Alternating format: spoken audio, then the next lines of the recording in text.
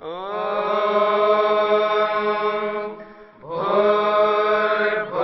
स्वः तत्सवितुर्वरेण्यं भर्गो देवस्य धीमहि धियो यो नः प्रचोदयात्।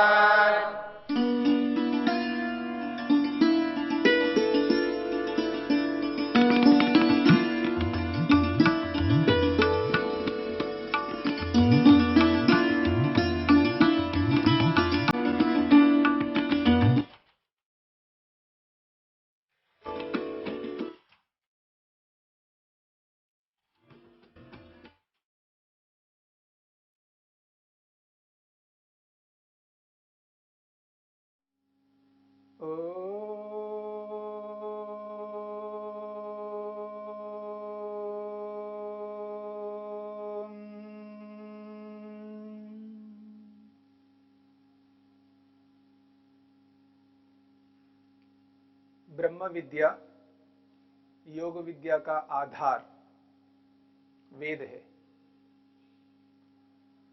इस संपूर्ण ब्रह्मांड में जितने भी विद्याएं हैं, जिनको सत्य विद्याएं कह सकते हैं, यथार्थ विद्याएं कह सकते हैं, उन सबका आधार केवल एकमात्र वेद है। वेद में जो कुछ भी कहा है, मनुष्य के कल्याण के लिए कहा है, मनुष्य के सुख के लिए कहा है। भूगर्भ विद्या हो, रसायन विद्या हो, भौतिकी विद्या हो, खगोल विद्या हो, कोई भी विद्या हो, समस्त सत्य विद्याओं का आधार केवल केवल केवल एक वेद है। वेद में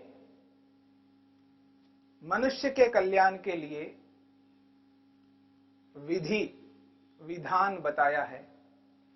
वेद ने शासन किया है। परमपिता परमात्मा ने संसार बना करके मनुष्यों के कल्याण के लिए वेदों का ज्ञान दिया है। वेदों में जो कुछ भी शासन किया है, विधान किया है, वो दो प्रकार का है। एक है निषेध का और दूसरा है विधान का। ऐसा करो और ऐसा नहीं करो। ये नहीं करना है, ये निषेध है, और ये करना है, ऐसा करना है, ये विधि है। एक विधि और एक निषेध दोनों को मिलाकर के शासन कहते हैं, विधान कहते हैं। तो संपूर्ण विधान वेद में है। मनुष्य को अपने जीवन में सुख को प्राप्त करना है, दुख को प्राप्त करना है। ऐसा तो है नहीं कि दुख को प्राप्त करना है। सुख को प्राप्त करना और दुख को दूर करना है। दुख को दूर करने के लिए एक विधि है, विधान है, और सुख को प्राप्त करने के लिए विधि है और एक विधान है। दुख को दूर करने के लिए एक विधि है, एक विधान है। तो दुख और सुख ये दो ही चीजें संसार में। चाहे हम कुछ भी करते हो, या तो हम सुख को पाने के लिए करते हैं, या कुछ भी करते हैं दुख को दूर करने के लिए करते हैं।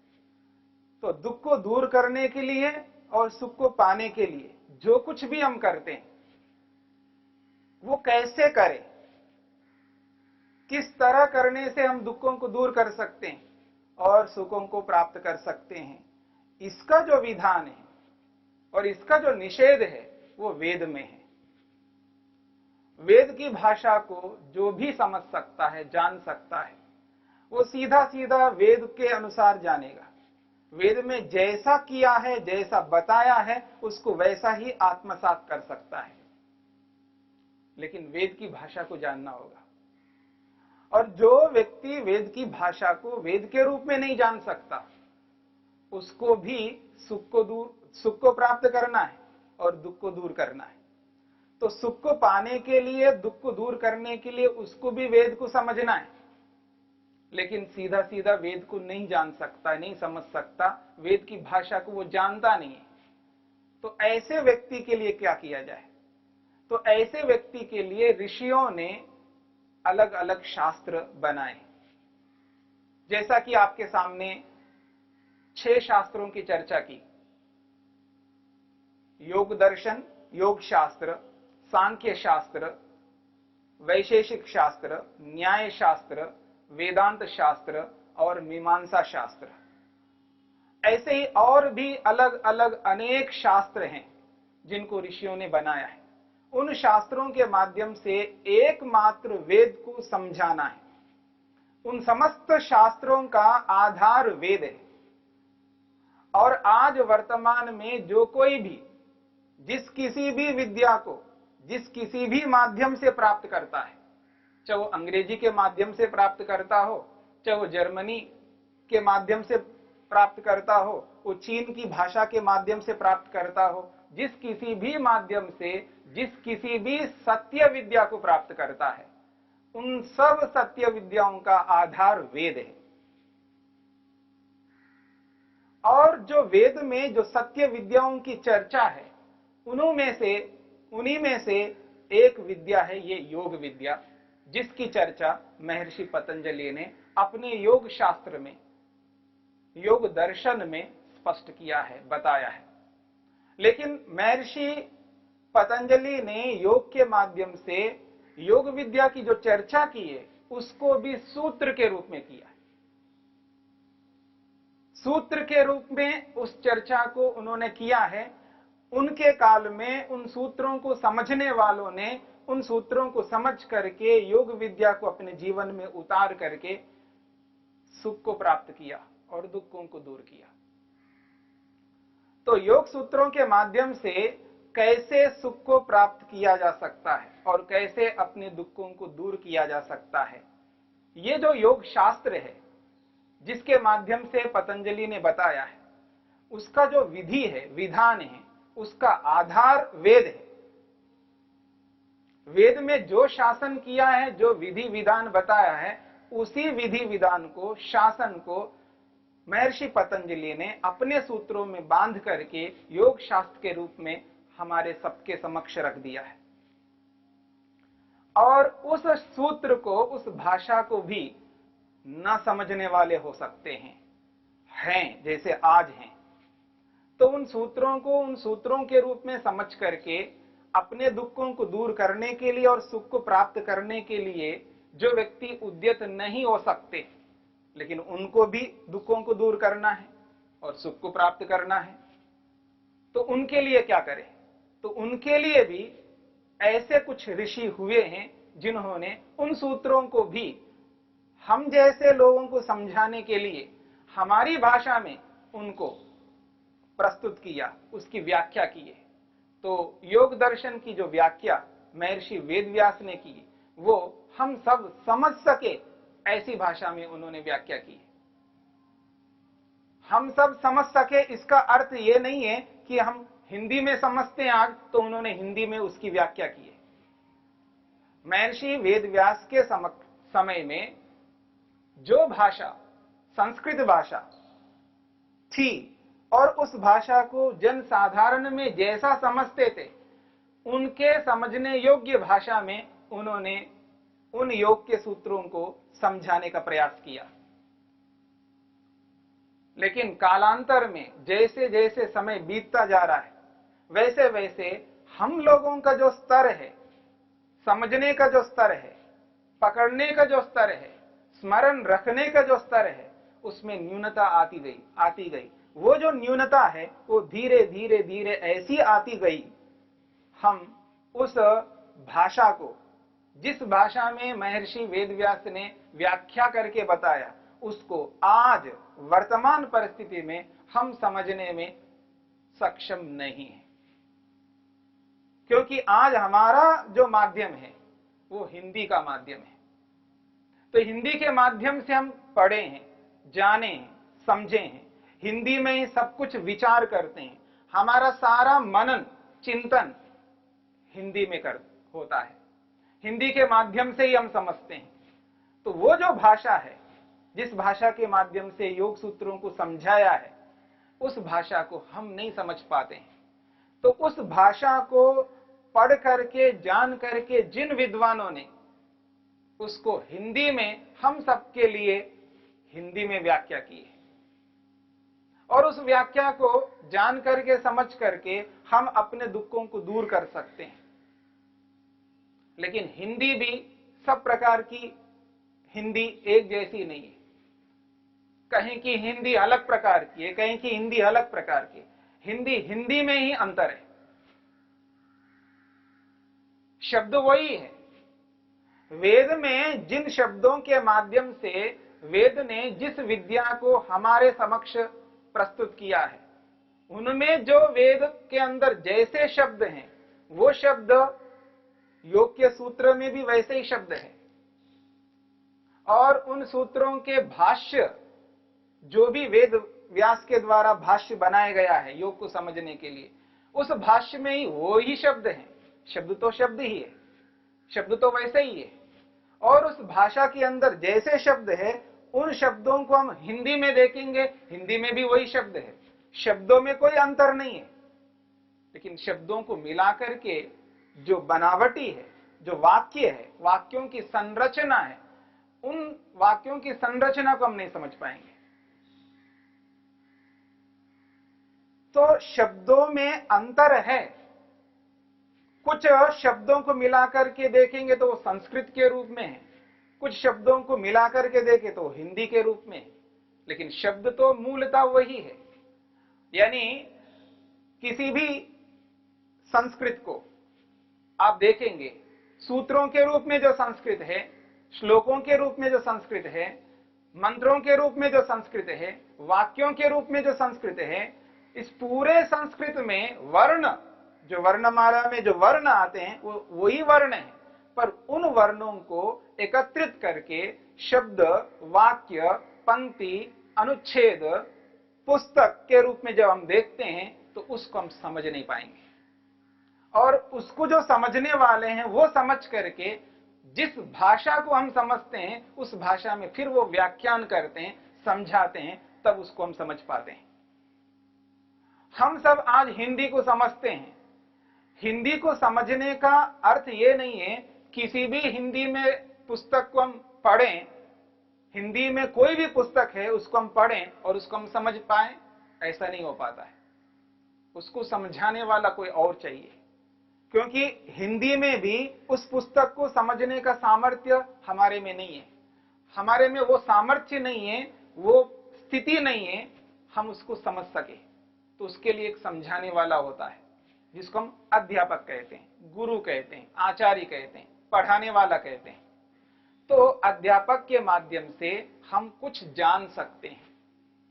सार ये है, कोई भी विद्या है, किसी भी प्रकार की विद्या है, कैसी भी विद्या है, जिसको हम सत्य विद्या कहते हैं, उसको हमें कोई ऐसा व्यक्ति चाहिए जिसके माध्यम से उसको हम जान सकते हैं, समझ सकते हैं, अनुभव कर सकते हैं, आत्मसात कर सकते हैं। तो अध्यापक के माध्यम से विद्या आती है।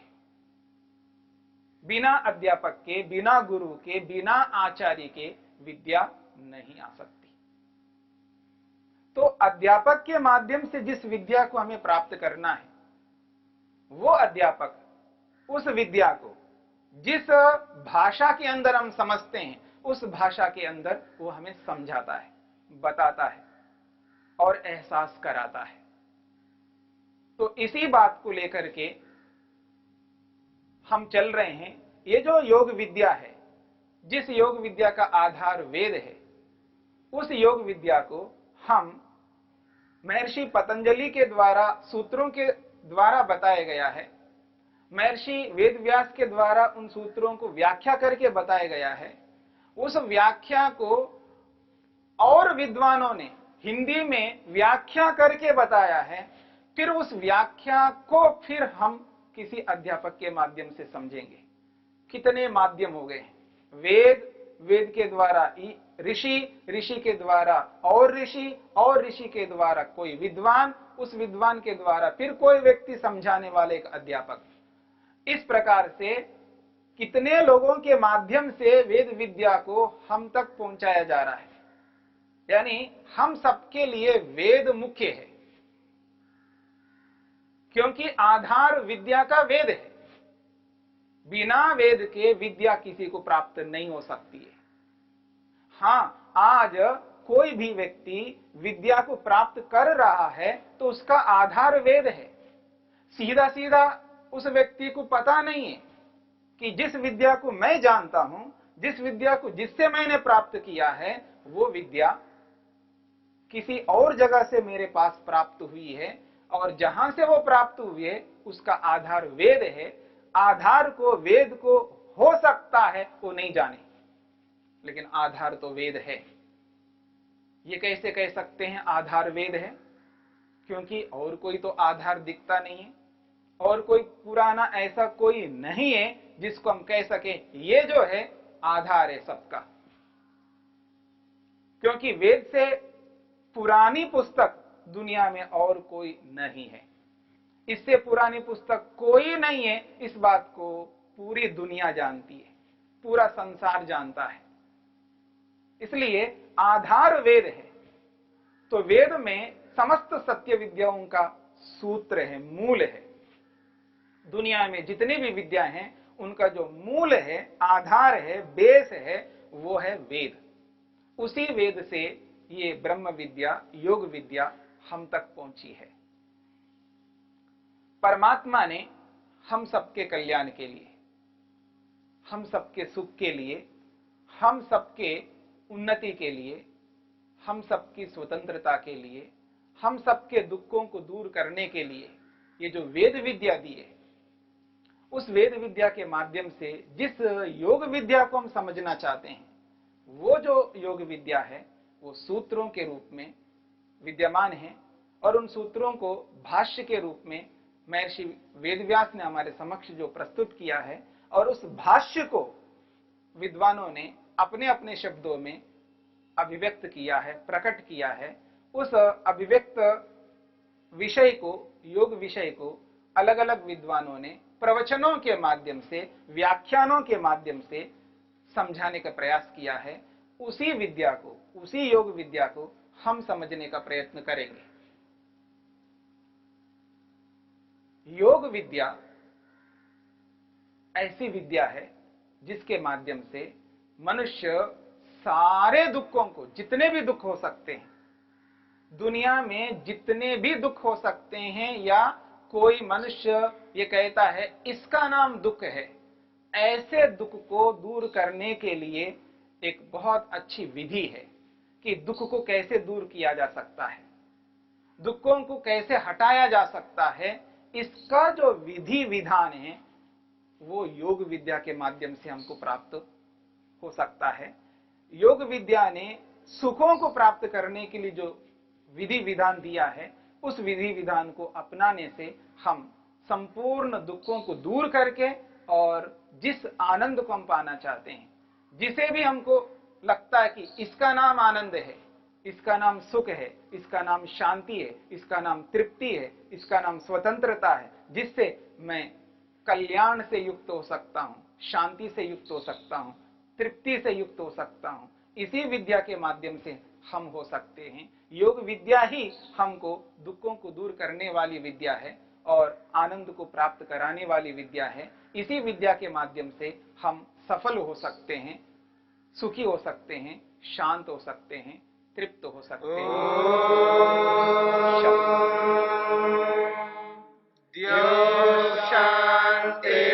शांतिरंतरिक्षं शांतिर्पृथिवी शांतिरापः शांतिरोषधयः शांतिः वनस्पतयः शांतिर्विश्वे देवा शांतिर्ब्रह्म शांति सर्वं शांति शांतिरेव शांति श्यामा